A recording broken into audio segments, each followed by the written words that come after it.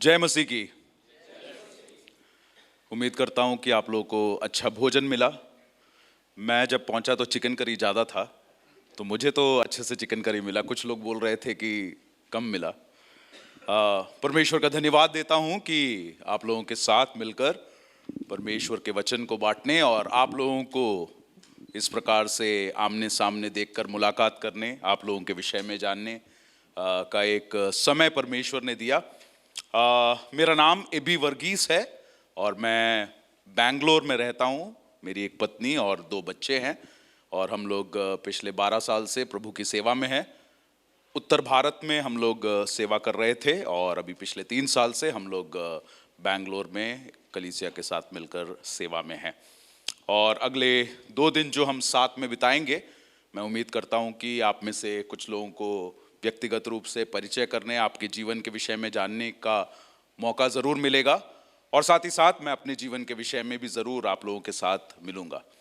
अक्सर हम लोग जब कैंप में मिलते हैं तो हमको ऐसा लगता है कि हम लोग सिर्फ वचन को सुनने के लिए आए हैं। नहीं, हम लोग सिर्फ वचन सुनने नहीं आए हैं, परंतु हम अपने जीवनों को साथ में बांटने के लिए आए हैं। क्योंकि परमेश्वर अपने लोगों से जो उम्मीद रखता है या फिर परमेश्वर का वचन जिस बात पर जोर देता है वो है संगति। हम संगति में साथ में बढ़ते हैं, है ना। और इसलिए जरूरी है कि हम लोग जितना वचन पर अपने ध्यान को दे रहे हैं उतना ही एक दूसरे के साथ की संगति में आगे बढ़े, एक दूसरे को जाने। ये सत्र जो है मुख्य तौर पर शुरुआती एक पहल के रूप में आपके सामने मैं रखूंगा और अगले 2 दिन शिष्यता के विषय में, प्रभु यीशु मसीह के सच्चे शिष्य होकर हमको कैसे आगे बढ़ना है उसके विषय में कुछ बातों को मैं आपके सामने रखूंगा। और मैं उम्मीद करता हूं कि अगले 2 दिन हमारे लिए परमेश्वर के वचन को सीखने और यीशु मसीह को थोड़ा और करीबी से जानने के लिए समय रहेगा। आप लोगों ने, कितने लोगों ने एल्बर्ट आइंस्टाइन का नाम सुना है? आइंस्टाइन का नाम सुना है कभी? हाँ, कौन बता सकता है वो कौन था? साइंटिस्ट, ठीक है। फोटो में देखा होगा, बड़ी बड़ी दाढ़ी, बड़े बड़े बाल, विचित्र प्रकार का एक व्यक्ति था, है ना। तो एल्बर्ट आइंस्टाइन के विषय में एक कहानी इस प्रकार से कही जाती है कि आइंस्टाइन जब अपने एक बहुत फेमस थियरी को इजाद किए थे, इस दुनिया के बड़े बड़े यूनिवर्सिटी जो है वहां पर उनका नाम अचानक से बहुत बढ़ गया। लोगों ने तारीफ करना शुरू कर दिया कि इतनी बड़ी एक थियरी को जो है उन्होंने ज्ञात कर लिया है। और उनको अलग अलग यूनिवर्सिटी से न्योता मिलने लगा कि वे वहां पर आए और इस थियरी को जो है लोगों को बताए। और आइंस्टाइन जो है 1 साल के ऊपर अलग अलग यूनिवर्सिटीज में जाते हुए इस थियरी को बताते हुए थक गया था। और एक दिन ऐसा हुआ कि उसको एक बड़े यूनिवर्सिटी में जाना था और इस थियरी के विषय में वापस बताना था। समय हो चुका था तो ड्राइवर वहां पर पहुंचा और आइंस्टाइन से बोला, सर समय हो गया, हमको यूनिवर्सिटी जाना है। आइंस्टाइन बोला, मैं नहीं आऊंगा। ड्राइवर परेशान हो गया, क्यों, आप क्यों नहीं आएंगे? बोला, यार मैं परेशान हो गया हूं, पिछले 1 साल से मैं एक ही बात को बार बार बोले जा रहा हूं। अब मेरा मन नहीं है कि मैं कहीं जाऊं और वापस एक लेक्चर को दूं। तो इस ड्राइवर ने याद दिलाई कि सर ऐसा मत बोलिए, ये एक बड़ा यूनिवर्सिटी है, बड़ा नामी यूनिवर्सिटी है और आपको बड़ी चाह के साथ जो है वो लोग उम्मीद कर बैठे हैं कि आप आएंगे और बताएंगे। यदि आप मना कर दिए तो अच्छा नहीं रहेगा। तो अपनी तरफ से वो बहुत कुछ बोलकर आइंस्टाइन को कन्विंस करने की कोशिश किया, बट आइंस्टाइन अड़ा हुआ था कि नहीं, मैं नहीं आऊंगा। 5 मिनट सोचने के बाद ड्राइवर को एक आइडिया आया। ड्राइवर ने बोला, सर एक काम करते हैं, वैसे भी आपको किसी ने देखा नहीं है ना, वो सोशल मीडिया का जमाना नहीं था जहां पर लोगों ने फोटो देखा। आइंस्टाइन का नाम लोगों ने सुना था, किसी ने देखा नहीं था। तो ड्राइवर ने बोला, सर एक काम करते, वैसे भी आपको किसी ने देखा नहीं है, पिछले 1-1.5 साल से मैं रोज आपके साथ आता हूं, आप जो एक लेक्चर दे रहे शब्द ब शब्द मुझे पूरा याद है। मैं आइंस्टाइन बन के वहां जाऊंगा और उस लेक्चर को जो है दूंगा, आप मेरे ड्राइवर बनकर पीछे बैठे रहिए, हम लोग दोनों जाएंगे और काम भी खत्म हो जाएगा, आपको कुछ बोलना भी नहीं पड़ेगा। आइंस्टाइन बोला, अरे वाह, तू तो मेरे से भी ज्यादा बुद्धिमान निकला, चलो हम लोग चलते हैं। और इस प्रकार से दोनों उस यूनिवर्सिटी में पहुंचे और ये ड्राइवर आइंस्टाइन के भेष में सामने गया और पूरे लेक्चर को शब्द ब शब्द अच्छे बखूबी तरीके से जो है बताया। इसको सुनकर वहां के प्रोफेसर्स और शिक्षक खड़े होकर ताली बजाने बोले, वाह सर, क्या थियरी आपने निकाला है। ये ड्राइवर भी खुश हो गया, चलो खत्म हो गया, अब मैं निकलता हूं कैसे भी करके। जाने लगा था, तभी वहां के एक प्रोफेसर आए, बोले सर आप जाने से पहले कुछ सवाल पूछना चाहते हैं आपसे। अब ये डर गया, लेक्चर तो बोल दिया लेकिन सवाल पूछेगा तो जवाब कैसे देगा। तो इस पर एक प्रोफेसर ने खड़े होकर सवाल पूछ दिया। अब इसको मालूम नहीं कि करना क्या है। इसने 5 मिनट सोचा और बोला कि सर देखिए, जब मैं इस यूनिवर्सिटी में आया मुझे लगा था कि आप लोग बहुत बुद्धिमान लोग हैं और आप लोग कुछ कठिन सवाल पूछेंगे, लेकिन आपने तो इतना आसान सवाल पूछ दिया कि मेरा ड्राइवर जो पीछे बैठा है वो भी इसका जवाब दे सकता है। ड्राइवर साहब आप आगे आके बोलिए। मसीही जीवन में कई बार हमको लगता है कि क्योंकि हम कलीसिया में जा रहे हैं इसलिए हमको सब आता है, क्योंकि हम एक संगति के भागी है इसलिए हम मसीह में बढ़ रहे हैं, क्योंकि हम कभी कभी बाइबल उठाकर पढ़ लेते हैं हमको लगता है कि हमारा परमेश्वर के साथ का रिश्ता जो है वो बढ़ रहा है। लेकिन अक्सर जब जीवन में सवाल उठने लगते हैं, जब परेशानियां हमारे जीवन में आती है, चुनौतियों से हम जूझने लगते हैं, तब हमारे मसीही जीवन का स्तर हमको समझ में आने लगता है कि हम कहां पर है। सुलेमान जो एक बहुत ही बुद्धिमान व्यक्ति था, उसने अपने जीवन काल के सारे अनुभव के बाद जब इस श्रेष्ठ गीत के किताब को लिखा, जहां पर वो अपनी जिंदगी के युवापन के विषय में कह रहा था, उसके बाद उसने नीति वचन के किताब को लिखा जहां पर वो बुद्धिमानी के शब्दों को लिखा, और साथ ही साथ सबोपदेशक में आता है जहां पर वो अपने जीवन के सारे अनुभवों के साथ लोगों को यह समझा रहा है कि परमेश्वर के अलावा इस संसार में कुछ भी नहीं है। और जब 12वें अध्याय में आता है, विशेषकर जवानों के लिए वो कुछ बात को करता है ना, और वही हमारा थीम है। सबोपदेशक 12वां अध्याय उसकी पहली आयत क्या कहता है? तू अपने जवानी के दिनों में किसको याद करना? अपने सृष्टिकर्ता को याद करना, सृष्टिकर्ता को याद करना। ठीक है, अब उस भाग को यदि हमको समझना है तो हमको थोड़ा पहले जाना पड़ेगा। 11वें अध्याय के कुछ भागों को हम लोग पढ़ेंगे या फिर अंतिम भागों को हम पढ़ेंगे, तो वहां पर सुलेमान उस कारण को बताता है कि क्यों हमारे लिए जरूरी है कि हम अपने जवानी के दिनों में सृष्टिकर्ता को पहचानें। वो वहां पर कहता है क्योंकि जवानी समाप्त हो जा रही है और अंधकार भरे दिन आ रहे हैं। अंधकार किसको वो कह रहा है? बुढ़ापे को कह रहा है वो, है ना। जवानी का समय जा रहा है, बुढ़ापे का समय आ रहा है, जीवन का अंत का समय आ रहा है। और इसलिए जब परमेश्वर ने मुझे और आपको इस शरीर में ताकत को, अच्छी ऊर्जा को, अच्छे सेहत को दिया है, तुम अपनी जवानी के दिनों में क्या करना? परमेश्वर, अपने सृष्टिकर्ता को याद करना। अब सवाल यह है कि हम कैसे याद करेंगे? अपने सृष्टिकर्ता को हम कैसे याद करेंगे? क्या सुलेमान कह रहा है कि सुबह सुबह उठोगे तो एक बार याद कर लेना, अच्छा सृष्टिकर्ता है? या फिर खाना खाने से पहले थोड़ा सोच लेना, हाँ हमारा एक सृष्टिकर्ता है? नहीं, वहां पर जो शब्द का प्रयोग किया गया है कि तुम अपने सृष्टिकर्ता को याद रखना, वो याद शब्द जो है वो उस सृष्टिकर्ता के साथ रिश्ता बनाने के विषय में कह रहा है, रिश्ता बनाने के विषय में। और हम लोग जब बाइबल को शुरुआत से लेकर अंत तक पढ़ेंगे, हमको कई बार समझ में आएगा कि एक शब्द जिसका इस्तेमाल किया गया है उसका आज हम जैसा अर्थ समझते हैं, केवल वो अर्थ नहीं है, परंतु उसके कई विभिन्न अर्थ होते हैं जो हमारे तुरंत जो हमको समझ में आता है उसके परे है ना।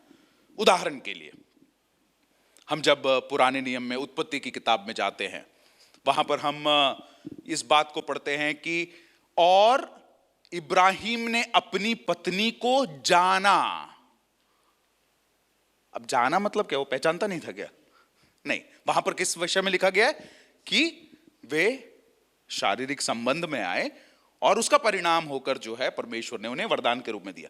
तो जानना जो है वो एक संगति के लिए भी इस्तेमाल किया गया। उसी प्रकार से स्मरण करना, याद करना, सृष्टिकर्ता को याद करना जब कहा गया है, वो परमेश्वर के साथ एक रिश्ते को बनाने के संबंध में वो वहां पर कह रहा है।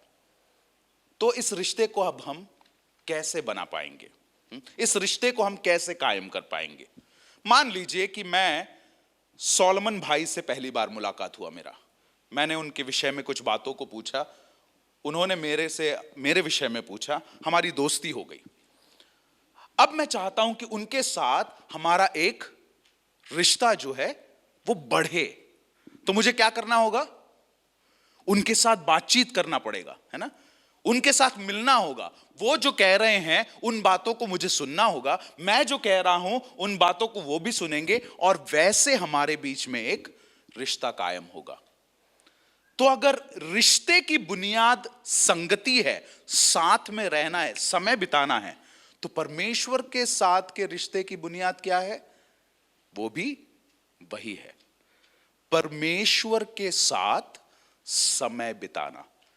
तो आज के सत्र में जो सबसे पहला चीज हम लोग देखने जा रहे हैं कि कैसे हम अपने जवानी के दिनों में सृष्टिकर्ता को याद कर सकते हैं, स्मरण कर सकते हैं।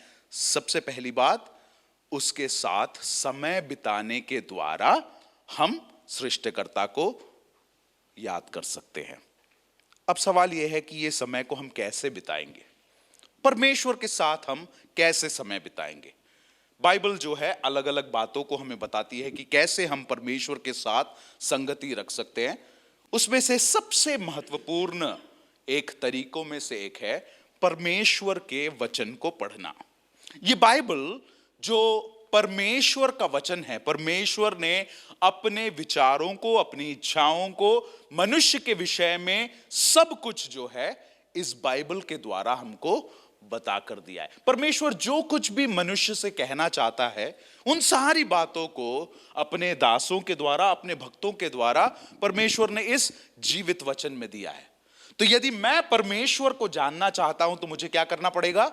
मुझे इस वचन के साथ समय बिताना पड़ेगा, परमेश्वर के वचन को मुझे पढ़ना पड़ेगा।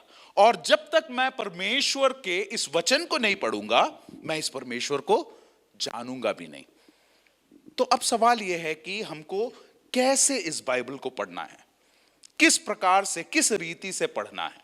ठीक है, क्या हम रोज सुबह उठे और प्रार्थना किए और बोले कि प्रभु आज के लिए जो मुझे मन्ना की जरूरत है, जो वचन की जरूरत है, तो मुझे बता, और आंख खोल के उठाए, जो मिला उसको पढ़े और रख दिए? क्या यह है बाइबल को पढ़ने का तरीका? या फिर बाइबल को पढ़ने का एक क्रमबद्ध तरीका भी है? ठीक है, क्रमबद्ध तरीका। एक बार एक व्यक्ति अपने जीवन के विषय में जो है परमेश्वर की इच्छा को जानना चाहता था। वो जानना चाहता था कि प्रभु तेरी इच्छा मेरे जीवन के संबंध में क्या है। उसने बाइबल लिया और बोला, मैं जब आंख खोलकर बाइबल को खोलूं और उंगली रखूं, जो आयत आएगा मैं समझ जाऊंगा कि प्रभु तेरी इच्छा मेरे जीवन के संबंध में यही है। तो उसने प्रार्थना किया, बाइबल खोला, उंगली रखा और आयत आया, यहूदा इस्करियोती ने अपने आप को जाकर फांसी लगा दी। बोला, प्रभु ये क्या इच्छा है? तू चाहता है कि मैं फांसी लगा लूं? बोला, ये तो सही नहीं है। उसने बाइबल वापस बंद किया और बोला, मैं वापस जो है एक और बार ऐसे उंगली लगा के देखूंगा, प्रभु तू बता तेरी इच्छा मेरे जीवन के संबंध में क्या है। ठीक है, उसने वापस बाइबल को खोला, उंगली रखा और उसमें आयत आया कि जा तू भी ऐसा ही कर। बोला, प्रभु ये सही नहीं है, मैं एक और बार करूंगा, तीसरी बार, ये फाइनल होना चाहिए। उसने वापस बाइबल बंद किया, वापस खोला, उंगली रखा, इसमें लिखा था, जो कुछ तू करना चाहता है जाके जल्दी कर। हम अगर परमेश्वर के वचन को क्रमबद्ध तरीके से नहीं पढ़ेंगे तो परमेश्वर के वचन को हम समझ नहीं पाएंगे। क्यों? क्योंकि ये एक पाश्चातल में लिखा गया किताब है ना। इसके पीछे एक कहानी है, इसके पीछे एक कहानी है।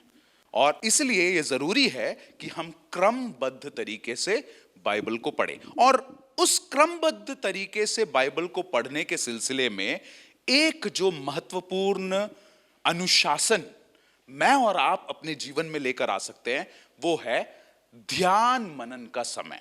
ठीक है, अंग्रेजी में हम इसको कहते हैं क्वाइट टाइम, शांत समय, ध्यान मनन का समय। यदि मैं और आप अपने जीवन में प्रभु यीशु मसीह के साथ के रिश्ते में आगे बढ़ना चाहते हैं तो सबसे महत्वपूर्ण अनुशासन जो हम अपने जीवन में लेकर आ सकते हैं वो है इस ध्यान मनन के समय को अपने जीवन में नियमित रूप से पालन करना, नियमित रूप से पालन करना। ठीक है, तो अब सवाल यह है कि ये ध्यान मनन क्या है और इसकी जरूरत हमारे जीवन में क्यों है। ठीक है, मसीही जीवन परमेश्वर के साथ या फिर मसीह के साथ का जीवन है। यह मसीह से अलग या फिर दूर रहने का जीवन नहीं है, मसीह के साथ का जीवन है। और परमेश्वर की प्रसन्नता इस बात में है कि मैं और आप प्रभु यीशु मसीह के साथ रहे, उसके और करीब जाए। और इसलिए हम लोग जब पुराने नियम से लेकर सारे उदाहरणों को देखते हैं, उत्पत्ति की किताब में जाए, वहां पर हम देखते हैं कि परमेश्वर ने अदन की वाटिका में आदम को रखा और परमेश्वर की इच्छा क्या थी कि वो परमेश्वर के साथ के संगति में रहे। और इसलिए वहां पर लिखा है कि परमेश्वर शाम के समय आदम से मिलने के लिए आया करता था, है ना। सोच के देखिए, वो सर्वशक्तिमान सृष्टिकर्ता परमेश्वर इस छोटे से मनुष्य से मिलने के लिए अदन की वाटिका में वो आया करता था। परमेश्वर की इच्छा क्या है? परमेश्वर की इच्छा यह है कि वो मनुष्य के साथ संगति को बनाना चाहता है। उतना ही नहीं, हम परमेश्वर के साथ के उसके पुत्र के साथ की संगति के में बुलाएं। कोई निकालेगा? पहला कुरिन्थियों पहला अध्याय उसकी 9वीं आयत को जरा निकाले। पहला कुरिन्थियों पहला अध्याय 9वीं आयत, जोर से पढ़ेंगे। जिसको भी मिले, हिंदी बाइबल जिसके पास है, जोर से पढ़ ले।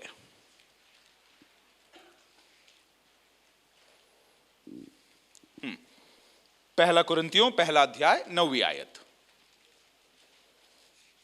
जिसको भी मिलाओ जोर से पढ़ ले।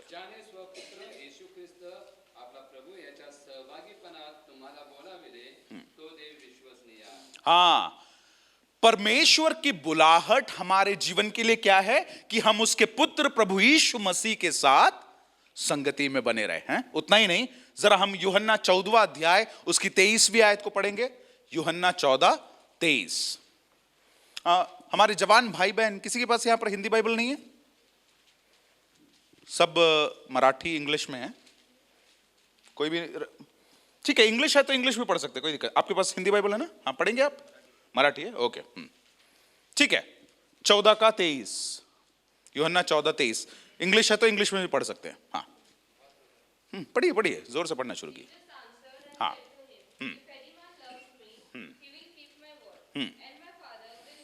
हाँ, if anyone loves me he will keep my word. यदि कोई मुझसे प्रेम रखता है तो वो क्या करेगा? मेरे शब्दों को, मेरे वचन को बनाए रखेगा। उतना ही नहीं, जब वो बनाए रखेगा तो परमेश्वर क्या कह रहा है? हम उनमें आकर निवास करेंगे करके, है ना। तो परमेश्वर यहां तक कि सिर्फ ना केवल संगति को रखना चाहता है, परंतु परमेश्वर की इच्छा मनुष्य के जीवन के संबंध में क्या थी? कि वो हम में निवास करे। और इसलिए जिस दिन मैंने और आपने उद्धार पाया, जिस दिन मैंने और आपने प्रभु यीशु मसीह को स्वीकार किया, परमेश्वर ने हमें अपना क्या बना लिया? निवास स्थान बना लिया, है ना। हम परमेश्वर के मंदिर हो गए जहां पर परमेश्वर निवास करता है। हम कोई साधारण लोग नहीं है। हम कैसे लोग हैं? हम जीवते परमेश्वर के मंदिर है। आप में से कितने लोग हर रविवार को आराधना के लिए जाते हैं? हाथ उठाएंगे। सब लोग जाते हैं? ठीक है। कभी आपने सोचा है कि आप मंदिर में नहीं जाते, आप मंदिर साथ लेके जाते? पुराने समय में लोग दूर दूर से यरूशलेम के मंदिर में परमेश्वर की आराधना के लिए आते थे, लेकिन आज के समय में हम क्या करते हैं? हम सब मंदिर लेके एक साथ मिलकर परमेश्वर की आराधना के लिए जमा होते हैं। सोच कर देखिए, परमेश्वर ने कितना अधिक स्थान या फिर कितना बहुमूल्य होकर मुझे और आपको बनाया है। तो परमेश्वर की इच्छा क्या है? कि वो मनुष्य के साथ संगति रखे। परमेश्वर की इच्छा यह है कि मनुष्य उसके पुत्र प्रभु यीशु मसीह के साथ संगति रखे। ना केवल संगति रखे, परंतु परमेश्वर का वायदा क्या है? कि मैं तुम में निवास करूंगा। और इसलिए यीशु मसीह के जीवन को यदि हम देखेंगे, जब हम मत्ती, मरकुस, लूका और यूहन्ना रचित सुसमाचार को पढ़ते हैं, हम उन सारे समयों में देखते हैं प्रभु यीशु मसीह के खुद की प्राथमिकता क्या थी? अपने पिता के साथ समय को बिताना, है ना। हम अक्सर सुसमाचारों में क्या देखते हैं? प्रभु यीशु मसीह भोर को उठकर प्रार्थना के लिए एक दूर स्थान में चले गए। यीशु मसीह के जीवन में जब कभी भी एक बड़ी घटना होने वाली रहती थी, उससे पहले यीशु मसीह क्या करते थे? अपने आप को अलग करके परमेश्वर के साथ समय बिताने के लिए चले जाते थे। हम लोग सब उस गन्नेसरत की उस झील के किनारे यीशु मसीह के जाने की घटना को जानते हैं, गत्समने की उस घटना को जानते हैं, जहां पर हर जगहों पर प्रभु यीशु मसीह अपने पिता के साथ संवाद को करते हैं, एक रिश्ते को बनाए रखते हैं ना। तो यदि यीशु मसीह के लिए पिता परमेश्वर के साथ रिश्ता बनाए रखना इतना जरूरी था, तो सोचकर देखिए मेरे और आपके लिए ये कितना अधिक जरूरी है। ठीक है, तो सबसे पहली बात, ध्यान मनन की जरूरत क्यों है? क्योंकि परमेश्वर की इच्छा हमारे जीवन में यह है कि हम परमेश्वर के साथ समय को बिताएं। दूसरी बात, यह ध्यान मनन जो है, यह हमारे जीवन का नियमित नियुक्त समय है जिसे हम परमेश्वर के साथ बिताते हैं, जो अन्य प्रेरणाओं से अलग करते हुए एकांत में एक समय परमेश्वर के साथ बिताना है। ठीक है, इसका अर्थ क्या है? ध्यान मनन का अर्थ है कि हम हर रोज एक अलग समय को अपने जीवन में रखें, जो समय हम जीवन के बाकी सारी प्रेरणाओं से हटाकर केवल यीशु मसीह के साथ समय बिताने के लिए अलग कर दे। और वो कैसे होना चाहिए? नियमित होना चाहिए, हर रोज होना चाहिए। तो यानी कि अगर आप अपने जीवन में एक समय को नियुक्त कर रहे हैं, मैं हर रोज सुबह 7 बजे जो है, 7 से 7:15 या 7 से 7:20 का समय जो है, मैं केवल सारी चीजों को छोड़कर सिर्फ परमेश्वर के साथ, परमेश्वर के वचन को पढ़ने में समय को बिताऊंगा या बिताऊंगी। ये है नियमित रूप से नियुक्त किया हुआ समय। और साथ ही साथ ये क्या कहता है कि ये समय जो है, ये समय कुछ और सोच के बैठने का नहीं है, ये समय बड़े बड़े सवालों को से जूझने का नहीं है, है ना। अक्सर जवानों के कैंप में हम लोग जाते हैं ना, तो सामान्य सवाल किसी के पास नहीं है, सबके पास बहुत बड़े बड़े सवाल है भयंकर बड़े सवाल है। अदन की वाटिका में परमेश्वर ने उस बुराई और अच्छाई के वृक्ष को क्यों रखा, जब परमेश्वर जानता था कि मनुष्य उस फल को खाएगा? तो उद्धार पाया है क्या? यह सवाल कोई नहीं पूछ रहा। मैं जीवन में मसीह के साथ कैसे बढ़ूं, यह सवाल किसी को नहीं पूछना। परंतु बड़े बड़े सवाल हमारे जीवन में अक्सर रहते हैं। ध्यान मनन का समय हमारे मन में कई सवाल हो सकते हैं, कई सवालों के साथ हम चुनौतियों का सामना कर रहे हो सकते हैं, लेकिन ध्यान मनन का समय इसलिए नहीं है कि हम उन सवालों के पीछे जाए, नहीं। ध्यान मनन का समय इसलिए है ताकि हम उस समय को केवल प्रभु यीशु मसीह के साथ बिताने में केंद्रित करें। सवालों को पूछने का अलग समय है, सवालों के विषय में अध्ययन करने का अलग समय है, उसमें जरूर करें, लेकिन इस समय आपका ध्यान केवल परमेश्वर के साथ समय बिताने का होना चाहिए। ध्यान मनन में हम परमेश्वर से और परमेश्वर हमसे बात करता है। ये एक तरफा संवाद नहीं है जहां पर आप जा रहे हैं, समय बिता रहे हैं और केवल आप परमेश्वर से कुछ कह रहे, नहीं। ये एक ऐसा समय है जहां पर आप भी परमेश्वर से बात करते हैं और परमेश्वर अपने वचन के द्वारा आपसे बात करता है और आप उस परमेश्वर को सुन पाएंगे परमेश्वर के वचन के द्वारा। उतना ही नहीं, ये परमेश्वर के साथ निरंतर संगति बनाए रखने का एक प्रभावशाली प्रक्रिया है, प्रभावशाली प्रक्रिया। मैं और आप अलग अलग तरीकों से जरूर परमेश्वर के साथ रिश्ता बनाए रख सकते हैं। प्रार्थना में हम परमेश्वर के साथ रिश्ता बनाते हैं, जब हम संगति में जाते तब परमेश्वर के साथ के रिश्ते में, जब हम भाइयों के साथ मिलकर आनंद में हैं उस समय हम परमेश्वर के साथ के रिश्ते में। तरीके कई अलग है, परंतु यदि मैं और आप अपने जीवन में एक नियमित नियुक्त समय को जब बनाते हैं, वो हमारे जीवन का सबसे प्रभावशाली समय रहता है इस परमेश्वर को जानने का। और इसलिए यूहन्ना 15 उसके 1 से लेकर 4 को जब हम लोग पढ़ेंगे, परमेश्वर का वचन हमको स्मरण दिलाता है यदि हम उसमें बने रहेंगे तो वो क्या करेगा, वो हम में बना रहेगा करके, है ना। आप लोग उस गीत को गाते हैं क्या मुझे नहीं मालूम, यीशु मसीह ही मेरा गीत है, यीशु मसीह मेरा संगीत है, गाते हैं उस गीत को। हाँ, उसमें का एक अंतरा ऐसा है कि जितना मैं उसके संग संग चलूंगा उसके अनुरूप ढलता रहूंगा, है ना, ढलता रहूंगा। जितना ज्यादा मैं प्रभु यीशु मसीह के साथ समय बिताऊंगा उतना अधिक मैं यीशु मसीह के समान बनता रहूंगा। और परमेश्वर की इच्छा मेरे और आपके संबंध में यही है कि हम प्रभु यीशु मसीह के समान बनते चले जाए। ठीक है, अब इसके फायदे क्या है, जल्दी से मैं आपको 4 फायदों को बताऊं। यह जीवन में एक स्व अनुशासन को विकसित करता है। ठीक है, हम सबके जीवन में अनुशासन की बहुत कमी है ना, मानते हैं इस बात को। खासकर हम लोग जब जवानी के दिनों में होते हैं, अनुशासन से हमको, अनुशासन शब्द ही हमको पसंद नहीं है ना। ये डिसिप्लिन जैसे सुनते तो हमको थोड़ा सा इरिटेशन होने लगता है, क्या है ये डिसिप्लिन है? अनुशासन हमको किसी को पसंद नहीं है। यदि कुछ ना करने के लिए कहा जाए तो सबसे पहले उसी को करना हमको ज्यादा पसंद आता है। जब हम स्व अनुशासन को अपने जीवन में ले आएंगे, जब हम अपना ध्यान नियमित रूप से परमेश्वर के वचन को पढ़ने में लगाएंगे, धीरे धीरे ये हमारे जीवन का एक हिस्सा बन जाएगा और ये एक अनुशासन का भाग हो जाएगा। दूसरा, ये हमारे आत्मिक जीवन को एक लय में ले आता है। लय समझते हैं आप?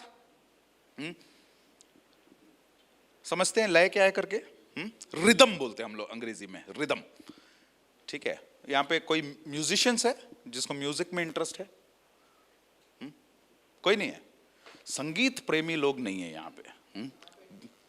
हाँ, एक संगीतकार हमारे साथ यहां पे हम लोग सब संगीत प्रेमी लोग हैं। रिदम जो है ये संगीत का बहुत एक अहम हिस्सा है ना।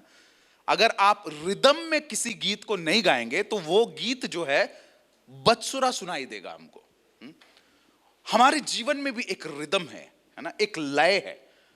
और जब हम नियमित रूप से परमेश्वर के वचन को पढ़ने लगते हैं, ये हमारे जीवन में एक लय को ले आने लगता है, जहां पर हम परमेश्वर के साथ के उस आनंद को महसूस करने लगेंगे। हाँ, हमको मजा आने लगेगा परमेश्वर के साथ समय बिताने, हमको बड़ा आनंदमय लगने लगेगा जब हम इस समय को बिताने लगेंगे। तीसरा, परमेश्वर की उपस्थिति का निरंतर हमें यह बोध कराता है। आखिरी बार कब सोचे थे कि परमेश्वर मेरे साथ है? आखिरी बार कब सोचे थे? यह ध्यान कब आया था परमेश्वर मेरे साथ है करके? हम सबको मालूम है कि परमेश्वर हमारे साथ है, लेकिन इस बात का बोध हमें अक्सर नहीं रहता। और उसी का परिणाम है कि हम लोग पाप करने से कतराते नहीं हैं, क्योंकि हम जानते हैं परमेश्वर देख रहा है, परमेश्वर जानता है, परमेश्वर हमारे साथ है, लेकिन उस बात का बोध जो है वो हमारे साथ नहीं है। जब हम ध्यान मनन करने लगते हैं, परमेश्वर की उपस्थिति का निरंतर बोध हमको होने लगता है। दिन भर हमें इस बात का एहसास होने लगता है कि हमारे साथ कौन है? परमेश्वर है। चाहे वो पाप करने की प्रेरणा आ रही हो उस समय हो, चाहे हम किसी चुनौती का सामना कर रहे हो उस समय हो, चाहे हम किसी दुख में से होकर गुजर रहे हो तब हो, परमेश्वर मेरे साथ है, इस बात का एहसास, इस बात का बोध हमें अपने जीवन में होने लगेगा। चौथी बात, परमेश्वर को करीब से जानने का अवसर ये हमें देता है। हम परमेश्वर को थोड़ा और करीब से जान पाएंगे। ठीक है, मैं अक्सर इस बात को कहता हूं कि आप परमेश्वर को कितना अच्छे से जानते हैं, यह अगर समझना है तो अपनी प्रार्थनाओं को जरा ध्यान से सुना कीजिए। कई लोग हैं जब से उद्धार पाके कलीसिया में आए हैं, उस दिन जो प्रार्थना शुरू किए, मरते दम तक वही प्रार्थना रहती है, कोई बदलाव नहीं, कोई बदलाव नहीं। मथुरा में हमारे एक भैया है, प्रभु के सेवक है, आप में से कई लोग जानते होंगे, सैमुअल बी थॉमस उनका नाम है। हम लोग एक बार उनके घर पे थे और शाम की प्रार्थना के लिए बैठे हुए थे। तो उनकी बेटी है, बड़ी बेटी, उसने जो है उसकी एक आदत है कि वो सो जाती थी प्रार्थना के दौरान, लेकिन जैसी आमीन बोलते थे वो उठ जाती थी।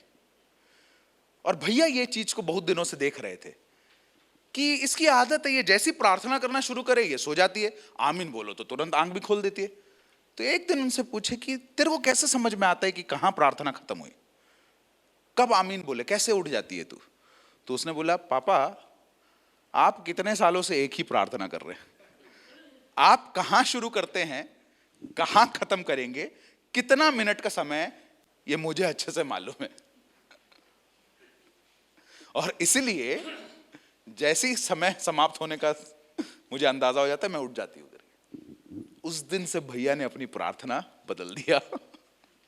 ठीक है, हम परमेश्वर को कितना करीबी से जान पाए हैं, ये हमारी प्रार्थनाओं में, आराधना में नजर आता है। भाई लोग जो यहां पर रविवार को आराधना में भाग लेते हैं, जब आप मौखिक रूप से परमेश्वर की स्तुति करते हैं, कभी आपने ध्यान दिया है कि आप किस शब्दों का प्रयोग करते हैं?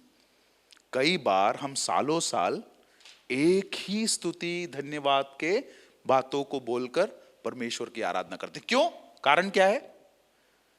परमेश्वर के वचन को पढ़कर परमेश्वर के विषय में थोड़ा और अधिक नया जान नहीं पा रहे हैं, परमेश्वर के साथ करीबी में उसको जानने का अवसर अपने जीवन में नहीं दे रहे हैं। और इसलिए अक्सर हमारी प्रार्थनाएं और हमारे जीवन का लय क्या हो जाता है? रिपीटेशन, रट बोलते हैं हम लोग अंग्रेजी में, एक रट में जो है ये चला जाता है। लेकिन ध्यान मनन क्या करता है? ये हमारी सहायता करता है कि हम परमेश्वर को दिन प्रतिदिन थोड़ा और अधिक जान सके। इन बातों पर ध्यान दें। अब क्या करना है आपको, क्या है तरीका ध्यान मनन का, उस बात पर थोड़ा सा ध्यान देंगे। सबसे पहला आपको करना क्या है? दिन का एक सही समय चुने। ठीक है, सही समय से मेरा तात्पर्य यह है कि जब आपको मालूम है कि उस समय में आपको डिस्टर्ब करने वाला कोई और बात वहां पर नहीं होगा। ठीक है, उदाहरण के लिए यदि आपके छोटे बच्चे हैं या फिर आपके घर पे कोई छोटे बच्चे हैं, वो लोग सुबह के समय में स्कूल जाते हैं और आपने अपने ध्यान मनन का समय वही सुबह के 7 से 7:30 का रख दिया, तो क्या होगा? आप डिस्टर्ब हो जाएंगे, है ना? उनकी भागा दौड़ी, उनकी तैयारियां, उसके बीच में आप बिल्कुल भी ध्यान नहीं दे पाएंगे। तो इसलिए दिन का एक ऐसा समय चुने जब आपको इस बात की निश्चयता है कि आपको डिस्टर्ब करने वाला कोई और बातें, कोई और गतिविधियां नहीं होंगी, चाहे वो सुबह का हो, चाहे वो दोपहर का हो, चाहे वो शाम का हो। अच्छा होगा यदि आप सुबह का समय चुन सके। उससे फायदा क्या है? दिन भर वो बातें आपके मन में, जहन में रहेंगी। तो एक ऐसा समय चुने जिस समय आपको कोई और कार्य ना करना हो, आपके चारों ओर दूसरे विकर्षण जो है ना हो। ठीक है, आपके चारों ओर जो है दूसरी बातें ना हो। बहनें, ऐसे समय में ध्यान मनन करने ना जाए जहां पर आपको सोचना पड़े अरे दोपहर के लिए क्या खाना बनाना है? क्योंकि अगर वो चिंता सता रही है तो ध्यान बाइबल पर नहीं जाएगा। ठीक है, तो सही समय चुने। दूसरा, एक सही स्थान का चयन करें। समय के साथ साथ यह भी जरूरी है कि आप कहां पर बैठकर पढ़ रहे हैं। आप अगर ऐसे जगह पर है जहां पर लोगों का आना जाना चल रहा है, बहुत कुछ हलचल चल रहा है, तो सीधी सी बात है कि आपका ध्यान जो है उन बातों पर चला जाएगा। और इसलिए आपको क्या चुनना है? एक ऐसा स्थान, यदि आपके घर में आपके लिए एक अलग सा कमरा है तो वहां पर जाए। यदि एक अलग सा कमरा नहीं है तो छत के ऊपर जा सकते हैं, या फिर कोई और ऐसा कोना है जहां पर आपको कोई डिस्टर्ब करने के लिए नहीं आएगा। ऐसा एक स्थान चुन ले, ठीक है, ताकि आपका ध्यान जो है वो भटके ना, जहां एकांत हो, जहां विकर्षण के कोई साधन ना हो। तीसरा, एक सही योजना को बनाना है। सही समय, सही स्थान तीसरा सही योजना।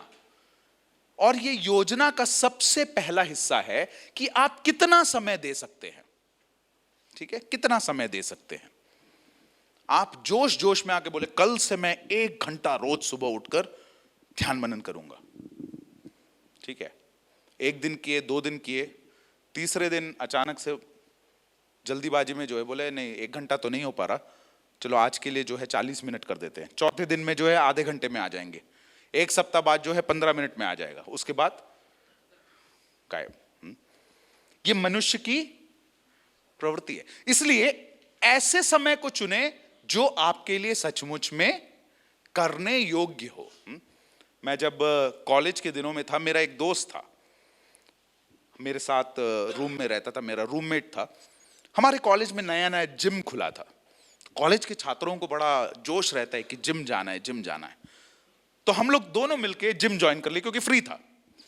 अब जब जिम जाना शुरू किए तो जो कोच था, जो ट्रेनर था, उसने बोला कि यार तुम बड़े पतले से आदमी हो, खाते पीते हो नहीं तुम, कैसे तुम्हारी बॉडी बनेगी। तो इसने बोला क्या करूं सर, मुझे भूख नहीं लगती बिल्कुल, तो मैं कैसे खाऊंगा। तो इस कोच ने इसको एक आइडिया दिया।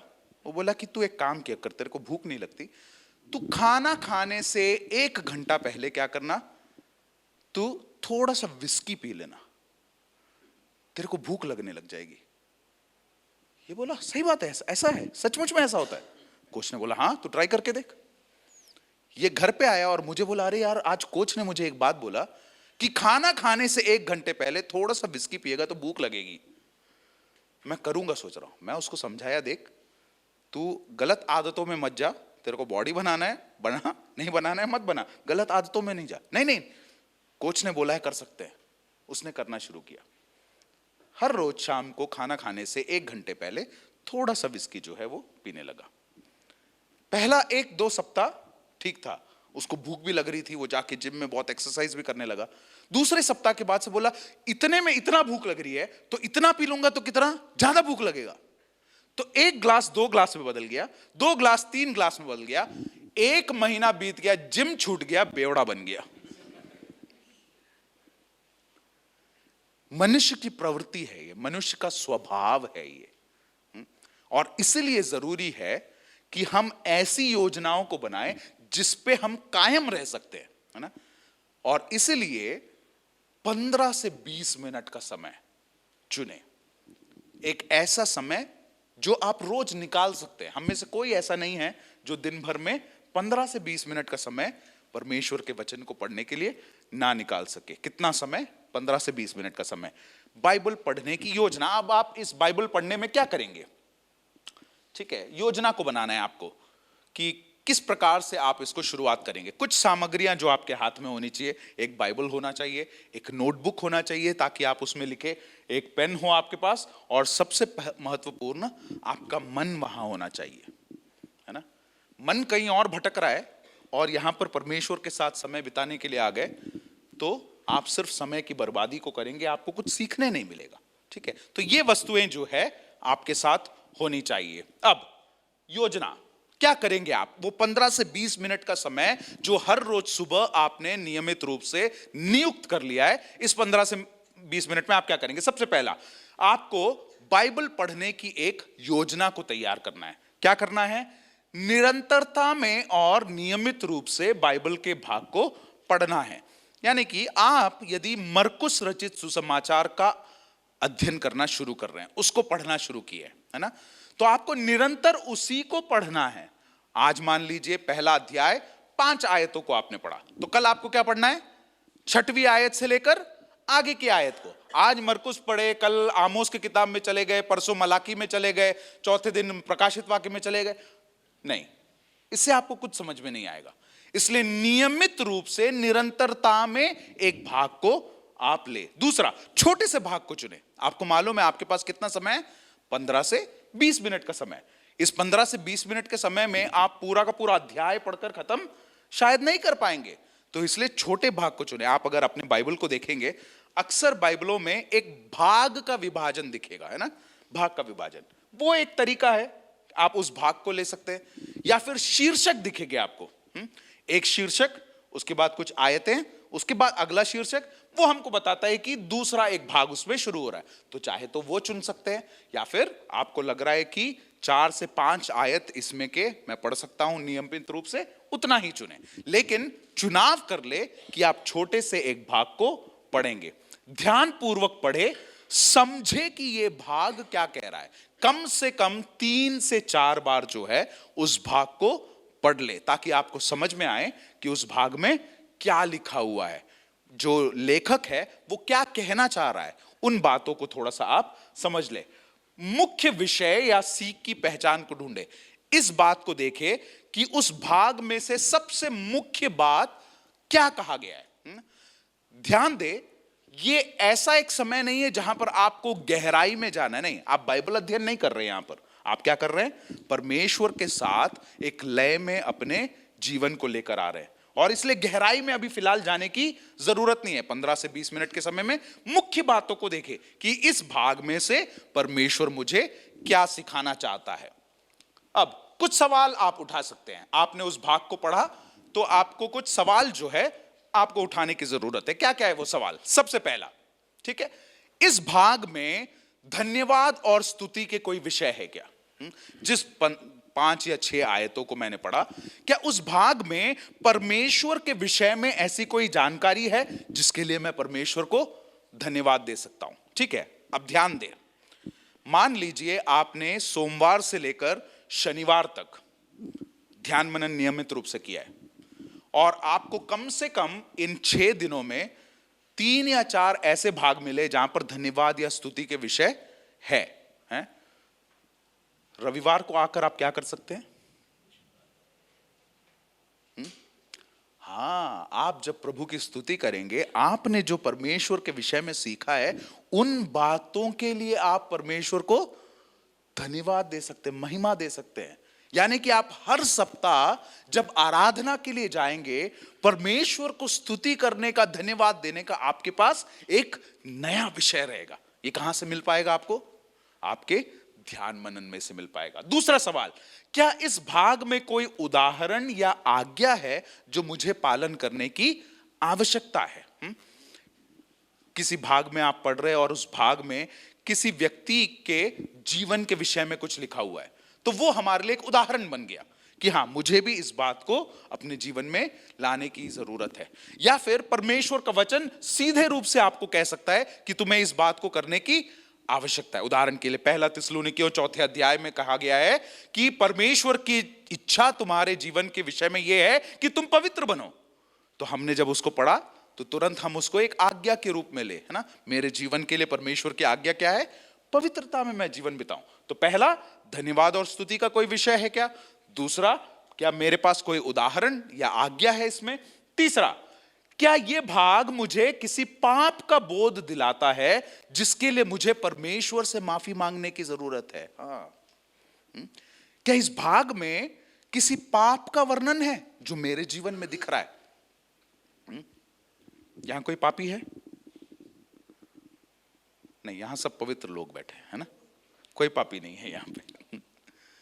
आपने कभी ध्यान दिया है, भजन संहिता लिखने वाला जब परमेश्वर से बातें कर रहा होता है, अक्सर वो कहता है, हे परमेश्वर, मेरे हृदय को तू जांच ले, और यदि इसमें कोई बुराई या कपटता है तो उसे मुझे दिखा, या फिर उसे साफ कर दे करके। अब कभी आप सोचे कि ये परमेश्वर से क्यों बोल रहा है?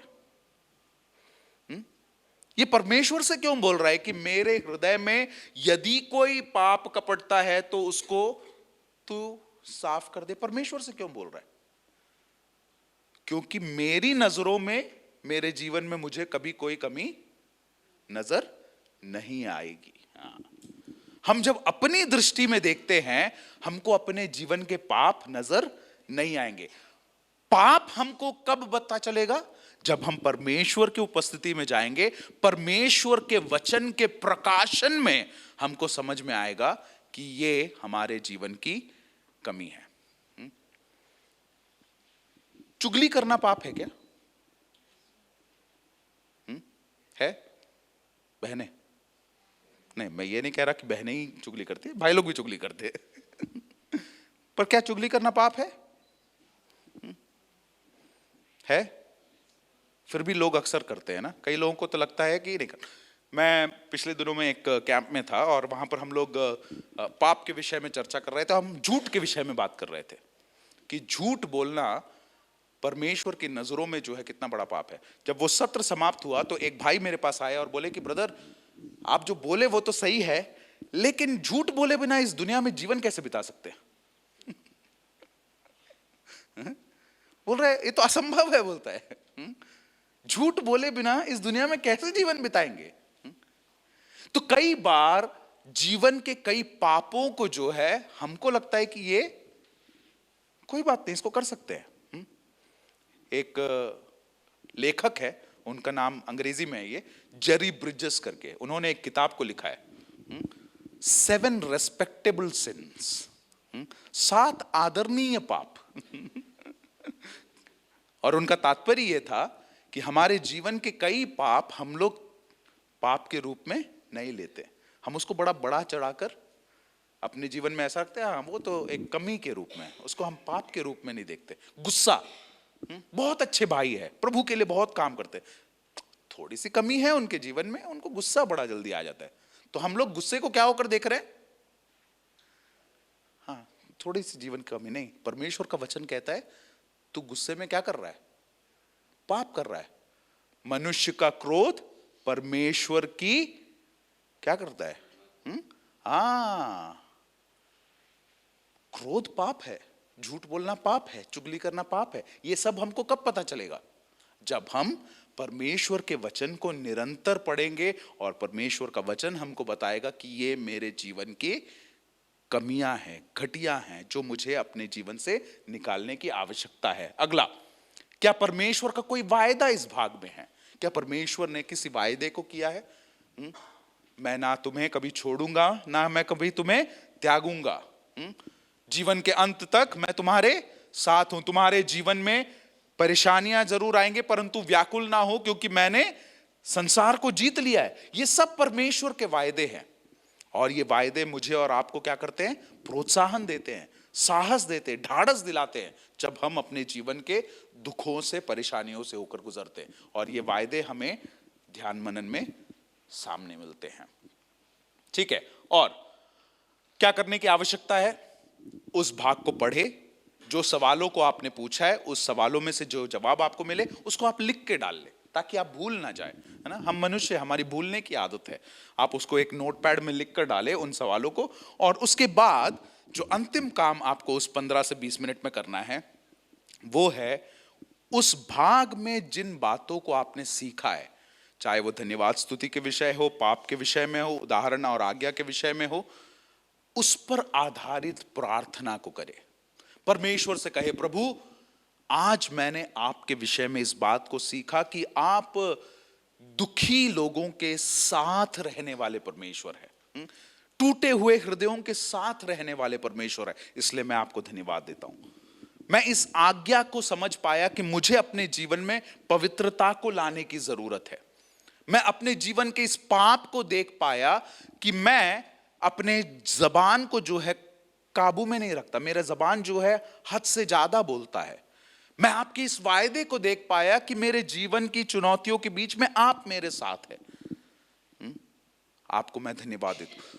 बाइबल आधारित प्रार्थना करें, और ये मेरे और आपके जीवन के सबसे श्रेष्ठ प्रार्थनाओं में से एक होगा। क्योंकि अक्सर जब हम लोग प्रार्थना करने जाते हैं, हमारी आदत क्या है? हम लोग प्रार्थना में परमेश्वर के सामने एक लिस्ट लेकर आ जाते हैं ना, प्रभु ये मेरी जरूरतें हैं, तू उसमें अब ठप्पा लगा दे, ओके बोल दे, ताकि ये सारी जरूरतें मेरी पूरी हो जाए। परंतु परमेश्वर के साथ का हमारा रिश्ता इसलिए नहीं है ताकि हम परमेश्वर से मांगते रहे और परमेश्वर हमको देता रहे, परंतु परमेश्वर के साथ का हमारा रिश्ता कैसा है? जहां पर हम उस रिश्ते में आनंदित हो, जहां पर मुझे परमेश्वर अपने वचन के द्वारा दिन प्रतिदिन बदलता चला जा रहा है। और इसलिए बाइबल आधारित प्रार्थना, आपने उस दिन ध्यान मनन में जिन बातों को सीखा उसके आधार पर एक प्रार्थना को करे और समाप्त करे। सोचे, ठीक है, सोचे क्या आप हर रोज नियमित रूप से परमेश्वर के साथ समय बिताते हैं? यदि नहीं, तो कौन सी बातें हैं जो आपके जीवन में रुकावट बन रही है? क्या समय रुकावट है? क्या जगह रुकावट है? आपको इच्छाएं नहीं होती है? या फिर आप परमेश्वर के से दूर हो गए हैं आपके जीवन के किसी पाप के कारण? क्या आप ध्यान मनन के समय को, महत्व को अपने व्यक्तिगत जीवन में समझ पाए हैं? इन सवालों को अपने आप से पूछे, है ना? क्या है वो बातें जो मुझे और आपको परमेश्वर के साथ समय बिताने से रोकती है? ठीक है, तो अब हमें करने की क्या आवश्यकता है? आपने अपने स्केड्यूल में देखा होगा, अपने टाइम टेबल में देखा होगा कि क्वाइट टाइम का एक समय है ना, सुबह सुबह। अगले 2 सुबह, यानी कि कल का सुबह और परसों का सुबह, मैं 2 भागों को आपको दे रहा हूं और मैं चाहता हूं कि आप लोग क्वाइट टाइम को जो है यहीं से शुरुआत करें। लिख ले। सबसे पहला, मत्ती रचित सुसमाचार 5वां अध्याय, उसकी 13वीं आयत से लेकर 16वीं आयत। मत्ती रचित सुसमाचार 5वां अध्याय, उसकी 13 से लेकर 16वीं आयत तक। ये आपको कल ध्यान मनन के लिए आपको इस भाग को लेना है, ठीक है? परसों यूहन्ना रचित सुसमाचार पहला अध्याय 15, माफ कीजिए, यूहन्ना रचित सुसमाचार 15वां अध्याय, उसके 1 से लेकर 5। ये परसों के लिए, ठीक है? 2 भाग। पहला मत्ती 5:13 से 16, दूसरा यूहन्ना 15:1 से 5। क्या करना है आपको? जो नियुक्त समय आपके टाइम टेबल में है, उस समय पर आप अलग से बैठे, अपने मित्रों के साथ ना बैठे, अलग अलग अपने बाइबल, नोटबुक, पेन के साथ बैठे, छोटी सी प्रार्थना के साथ शुरुआत करें। उस भाग को 3 से 4 बार पढ़े, समझे कि उस भाग में से क्या बताया जा रहा है, और वो जो 4 सवाल हमने देखे थे, ठीक है, वो 4 सवालों को जो है पूछे। धन्यवाद और स्तुति का कोई विषय है, उदाहरण या आज्ञा है, उसमें कोई पाप बताया गया है, कोई वायदा मेरे लिए है क्या? इन सवालों को पूछे, उसको अपने नोटपैड में लिखे और उस पर आधारित प्रार्थना को करे और अपने क्वाइट टाइम को समाप्त करे।